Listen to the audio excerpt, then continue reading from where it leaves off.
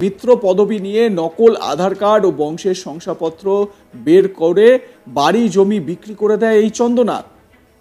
আমেরিকায় থাকতে এই খবর পান বাড়ির মালিকের ছেলে সৌম্যশঙ্কর মিত্র। তারপর তিনি অভিযোগ দায়ের করেন।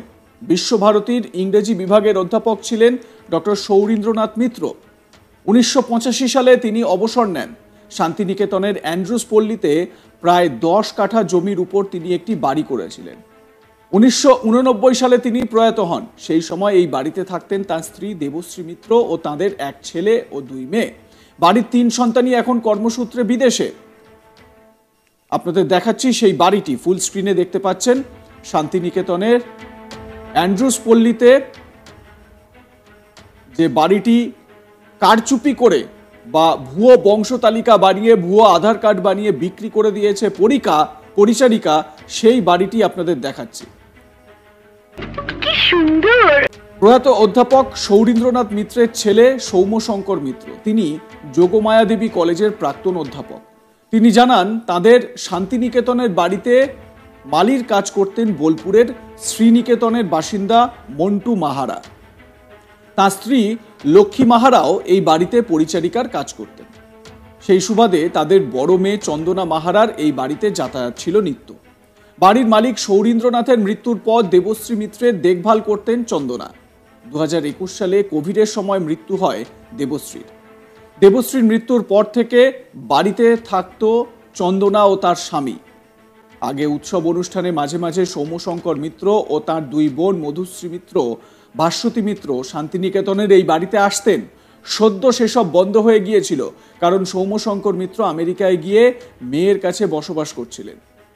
অভিযোগ, সেই সুযোগ নিয়ে এই চন্দনা মাহারা নিজের নামের পদবি মিত্র করে ভুয়ো আধার কার্ড তৈরি করেন। তার আগের আধার কার্ডে মাহারা পদবি রয়েছে, এমনকি স্কুল সার্টিফিকেটেও মাহারা পদবি জলজল করছে। শুধু তাই নয়, বোলপুর পুরসভা থেকে মিত্র পদবি নিয়ে চন্দনা মাহারা নিজেকে অধ্যাপক সৌরীন্দ্রনাথ মিত্রের একমাত্র কন্যা দাবি করে বংশধর শংসাপত্র বা ওয়ারিশন সার্টিফিকেট বের করে নেন।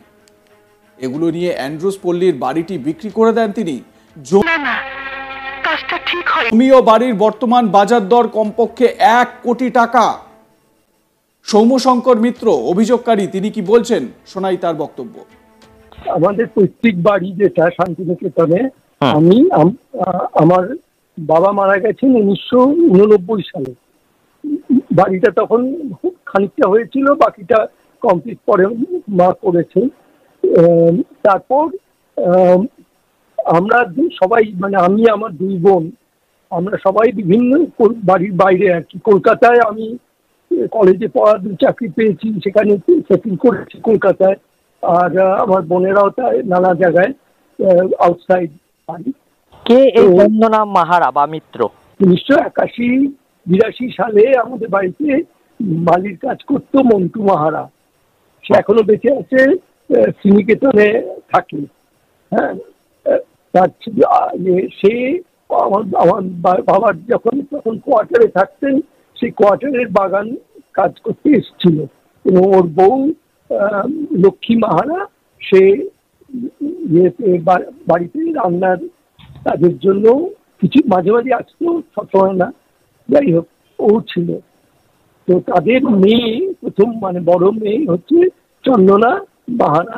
বাড়ি বিক্রি করেছেন সেইটা তো ও একটা মানে দলিলের একটা অংশ ফটোগ্রাফ করে পাঠায়, সেটা ওপর থেকে পেয়েছে আমি জানি না, কিন্তু তাতে দেখা যাচ্ছে চন্দনা মিত্র, ও বকুলের ছবি, মানে ওই মেয়েটির ছবি চন্দনা, কিন্তু তাতে লেখা রয়েছে চন্দনা মাহারাই চন্দনা মিত্র হয়ে আপনাদের বাড়ি বিক্রি করে দিয়েছে।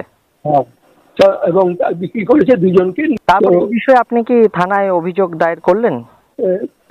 শান্তিনিকেতন থানায় আমার লিখিত অভিযোগ দেই, এবং 1 তারিখে আমি ওই বোলপুর থেকে ওই দলিলের কপি টপি ওইগুলো সব জোগাড় করে থানায় জমা দিই।